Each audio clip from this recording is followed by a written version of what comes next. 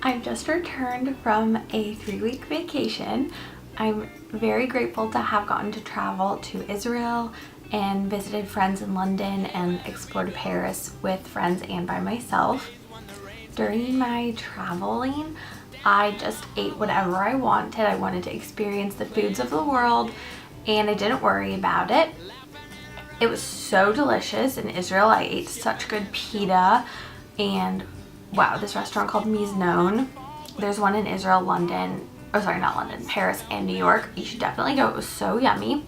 In London, I ate at this amazing Indian restaurant called Dishoom, and also some Peruvian food. Everything there was so good. And then when I got to Paris, I ate cheese for the first time in 2 years, and I didn't get sick because of the agriculture is so different in Europe that the bread and the dairy products and also the meat, which I did not eat, they are raised or grown, whatever, without hormones, with more strict regulations about the pesticides and herbicides that can or cannot be used. And because of this, the food doesn't wreck your system as much, and it was really fun to be able to enjoy a baguette with brie and a little bit of jam. It was very special.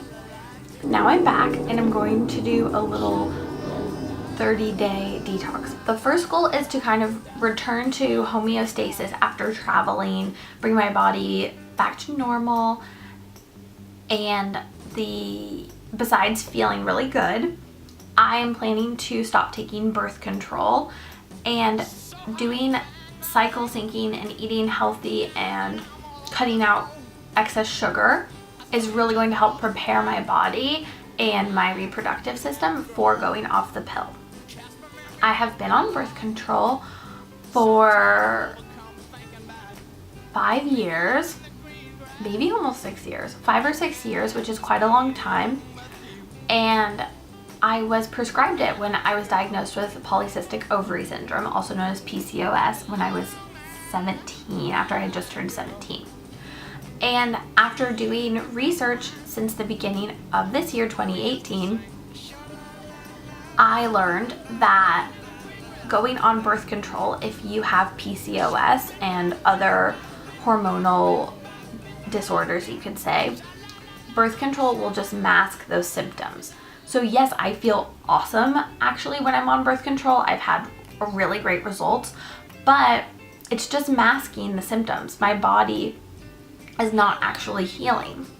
And when I started reading more about Elisa Vitti and her program, and I learned that PCOS can be healed, I was shocked, and I was like, what the fuck? Why didn't, not to blame my amazing doctor, sorry, but I was pretty upset.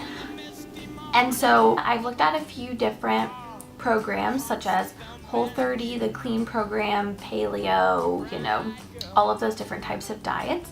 And I've made a list of boundaries, things I can or cannot eat. What I won't be eating or drinking, I'm going to stay away from alcohol. I consumed a lot of delicious wine on my vacation, so no alcohol for me. No grains. I'm expecting this to be a little challenging because I do eat a lot of, gluten-free, really yummy breads here. But besides that, I think grains will actually be okay. I do love avocado toast, but I'll be fine. Legumes. I already don't eat beans because they make me feel pretty bloated and cause pain in my digestion. So I'm not too worried about that. I already don't eat dairy or soy or meat, so those are just gonna keep, staying out of my diet. And then I think what I need to be most cautious of is that I really try to stay away from processed foods, but I don't pay attention too much to sulfates or MSG before I eat something. I notice I might feel sick after I already have eaten it, but I want to pay more attention to, reading labels when I'm buying something, as well as staying away from added sugars, like adding honey on chia pudding in the morning or dates in my smoothies. I'd like to just stay away from that as well, and that also includes refined sugars, which I already don't consume because That is gross. But I don't like focusing on what I can't eat, because then my life would be very sad, because I luckily can eat a lot of very delicious foods, and cooking with ghee is still something I'm going to continue to do. It's a very healthy fat. I am still so excited to have lots of healthy greens, which I already do. Oftentimes I'll have avocado toast for lunch and then a salad for dinner, or the other way around, and so I think it'll just be challenging to come up with new ways to have veggies for lunch and dinner, and we'll see what I do about that. I'm still going to keep eating eggs. And then what I'm most excited about, besides all of these nutritional things I'm improving on for this period of time, is that I'm also going to get back to my meditation practice. During my 3 weeks abroad, I only meditated, I think, 3 times, which, you know, and any meditation practice is really fantastic, but I'm excited to get back to the cushion, as they say, and also do yoga. My yoga plan, I love doing yoga 3 times a week. I think I would like to go to a vinyasa class twice a week, and then a hot yoga class once a week. For hot yoga, I really like Y7, because it's not too hot, and there's also some time to kind of flow on your own, so you have a little bit more independence. And I think, you know, having that good sweat is important for detoxing. The other thing that I'm super excited about is called cycle syncing.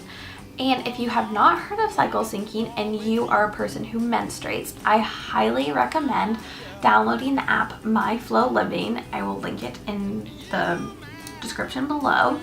Elisa Vitti, who is the founder of Flow Living, has created this amazing program that essentially, depending on what time it is in your cycle for the month, there are certain types of foods and exercises and activities that will help optimize how your hormones are feeling. I started cycle syncing more thoughtfully a few months ago, and I really noticed a difference in my PMS symptoms, and also just in the way my digestion was working. It's pretty fantastic.